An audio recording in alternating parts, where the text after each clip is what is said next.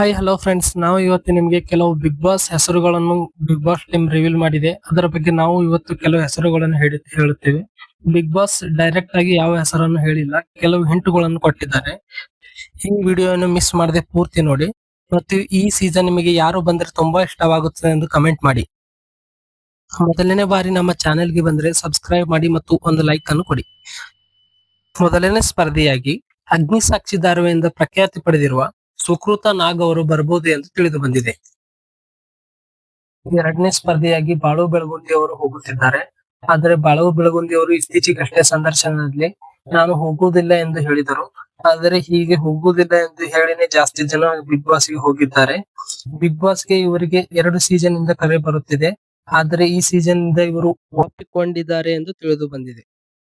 ಮೂರನೇ ಸ್ಪರ್ಧೆಯಾಗಿ ಕಾಮಿಡಿ ಕೋಟಾದಿಂದ ಗಿಲ್ಲಿ ನಟ ಅವರು ಬರುತ್ತಿದ್ದಾರೆ ಎಂದು ಜಾಸ್ತಿ ನಿರೀಕ್ಷೆ ಇದೆ. ನಾಲ್ಕನೇ ಸ್ಪರ್ಧೆಯಾಗಿ ಅಗ್ನಿ ಸಾಕ್ಷಿ ಧಾರಾವಾಹಿಯಿಂದ ಪ್ರಖ್ಯಾತಿ ಪಡೆದಿರುವ ವಿಜಯ್ ಸೂರ್ಯ ಅವರು ಬರುತ್ತಿದ್ದಾರೆ. ಐದನೇ ಸ್ಪರ್ಧೆಯಾಗಿ ಕನ್ನಡತಿ ಧಾರಾವಾಹಿಯಿಂದ ಮನೆ ಮಾತಾಗಿರುವ ರಜನಿ ರಾಘವನ್ ಅವರು ಬರುತ್ತಿದ್ದಾರೆ. ಆರನೇ ಸ್ಪರ್ಧೆಯಾಗಿ ಇಂದ್ರಜಿತ್ ಲಂಕೇಶ್ ಅವರ ಮಗ ಸಮರ್ಜಿತ್ ಲಂಕೇಶ್ ಅವರು ಬರುತ್ತಿದ್ದಾರೆ.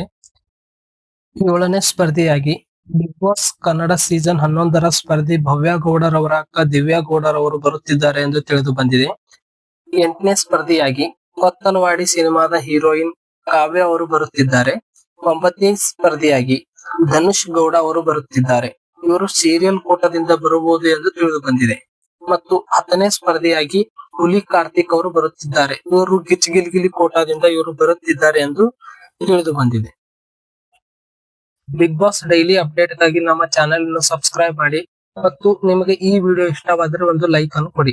ನಿಮಗೆ ಈ ಹೆಸರುಗಳಲ್ಲಿ ಯಾರು ಬಂದರೆ ಇಷ್ಟವಾಗುತ್ತದೆ ಎಂದು ಒಂದು ಕಮೆಂಟ್ ಮಾಡಿ.